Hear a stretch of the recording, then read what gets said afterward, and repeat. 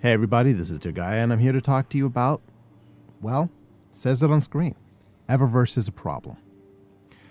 So I'm a YouTuber, and you all know that, but here's my information. Like, subscribe, follow. I need your support.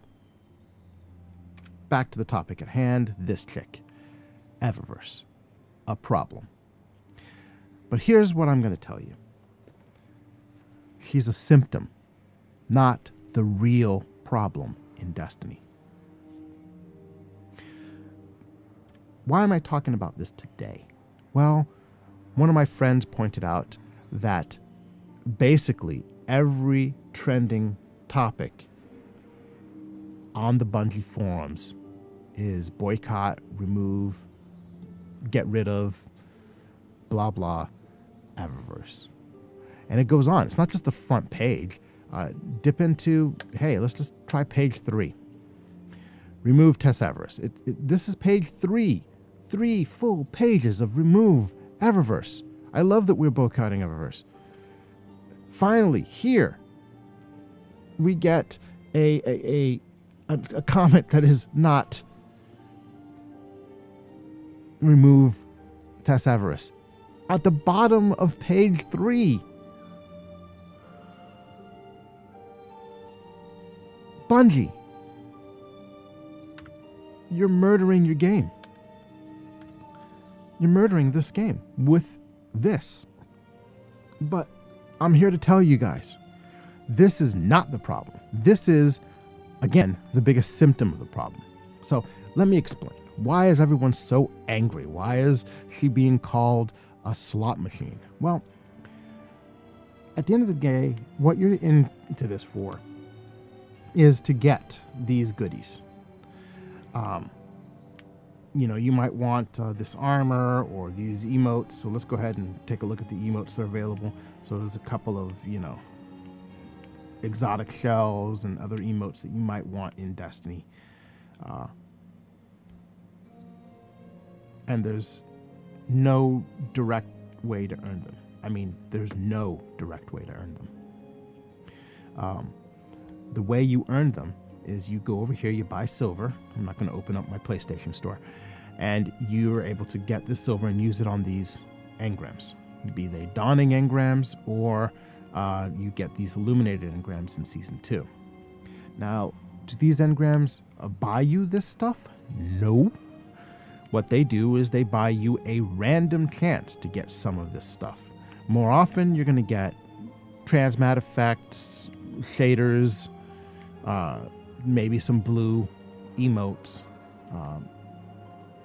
stuff like that. I mean, you get some decent stuff, but is it what you want?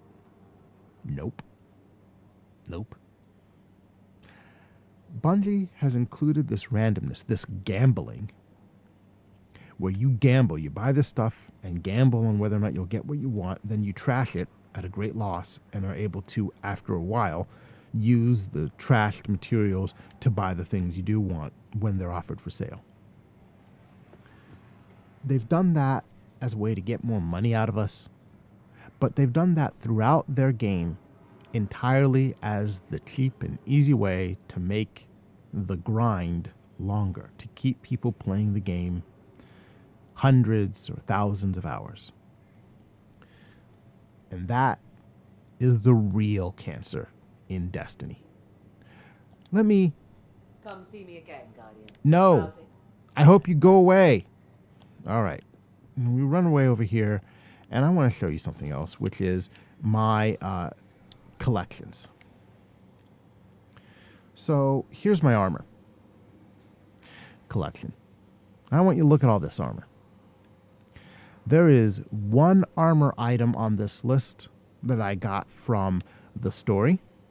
There is one armor item on this list I could have gotten as a quest reward for completing the Curse of Osiris story on my character. The rest of these have no story. I didn't do anything in particular to earn transversive steps or Ophidian aspect. I didn't go on a particular quest. If we look at the weapons, this gun, the Mida multi-tool, this was widely regarded as cancer in the first few months of Destiny 2 because it was the most readily accessible, good quality kinetic weapon for the Crucible. And it's an exotic, and it's strong. It's arguably the best kinetic scout rifle that you can get. I don't think it is, but arguably. But at least with this gun, there was a story. I went onto Earth and I had this little mission and ran around, dealt with the Fallen, and was able to go through a quest that earned me this exotic. I spent time with the game and with its story, and I got it. That's not how I got Prometheus Lens. Everyone got it either from Xur or randomly. It's not how I got Jade Rabbit. That was random. Not how I got Skyburner's Oath. Again, random. All of these were random. All of them. Except for the 3 quest items. Mida, Sturm, and Rat King. Whoever uses Rat King and Sturm. But they're the ones that have stories attached to them. Why? To make the grind longer? Imagine if every one of these had a quest, just like the Mida quest or like the Sturm quest. And you just went and did that bit of story and got your Vigilance Wing or your Prometheus Lens or your Graviton Lance or, whatever you wanted. Imagine that game. Every one of those has a quest, just like the Mida quest, just like the Sturm quest. Well, not identical. They're a little different. There's some voice acting. Yeah, it costs Bungie some money. But that would be worth paying for. Now, let's I don't know what guns I have on me, so I'm going to run back over here and complain about something else. Welcome, Guardian. Yeah. There's a couple of exotic weapon ornaments here. Risk Runner and Fighting Lion. There's also the Karnstein elements because I'm on my Warlock. Why are these for sale? Imagine instead if in order to earn the Summer Storm weapon ornament, what I had to do was get 1,000 kills and strikes with the Risk Runner during Season 1. And now there's a new ornament, let's say, Winter Storm, 1,000 kills and Nightfall with Risk Runner during Season 2. Hey, reasons to play the game. I think that looks cool. I'm going to go grab my Risk Runner when it's got any kind of an arc burn and go play the Nightfall over and over again with my friends so that I can get my Summer Storm or my Winter Storm or whatever it is I want. Think about that world. But it goes deeper. Instead of trading money for those ornaments, how about, thinking about trading in-game resources, legendary shards, and materials. You go over to the gunsmith and he faces the same cancerous reality. What do you need? You spend your gunsmith materials and you get a random gun or two, plus a couple of random blue mods. That's it. That's how you get guns from Banshee. Banshee is a gunsmith. He makes guns. You should be able to go to Banshee and pick from all the guns you have blueprints for, give him materials, and come back tomorrow and get the gun you want.